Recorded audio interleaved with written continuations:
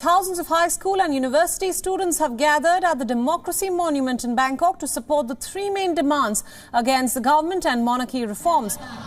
On your screens now are live visuals coming in from Bangkok.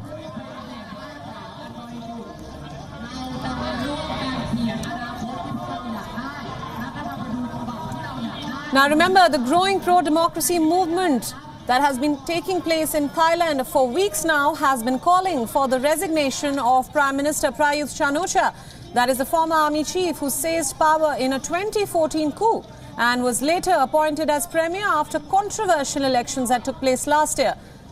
Now the protesters that you see on your screens right now find themselves disillusioned by years of military rule, and they're now demanding controversial amendments to the constitution as well as a new election, along with an end to the harassment of rights activists. But what is most important and unusual in Thailand is that these protesters are also calling for curbs on the king's powers, a demand which has led to unprecedented public discussions of an institution in Thailand which has long been shielded from any kind of criticism. It's important to note that Thailand's Les Majeste law forbids any kind of insult or defamation to the monarchy, which is regarded as sacred, a sacred institution in Thailand.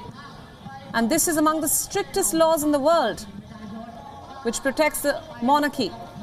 Those found guilty of breaching this law can face up to 15 years in jail. And critics in Thailand now say that this law is increasingly being used to suppress free speech in Thailand. As you can see from the visuals on your screen, this protest movement has been largely led by students and has been hailed across the world.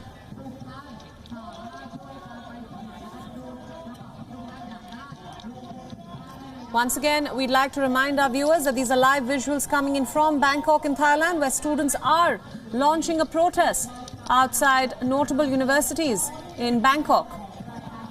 They have gathered outside the Democracy Monument in Bangkok to protest against the monarchy as well as demand a resignation of Prime Minister Prayuth Chan-ocha. Now, earlier, in an attempt to maintain peace and order, the Thai government had issued an emergency decree which banned large gatherings, limiting groups to a maximum of 4 people. But as we at WION have been showing you over the last few weeks, protesters have been marching against the ban, and hundreds have taken to the streets of the capital Bangkok, while some have even targeted the Prime Minister's office. Meanwhile, the government has responded to these protests by using riot gear as well as water cannons at the protesters.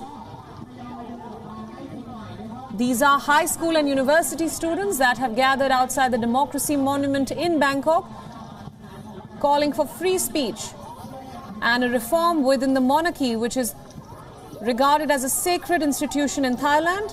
We have also in the last few weeks seen some protests in support of the monarchy as well, the royalists as they are known as.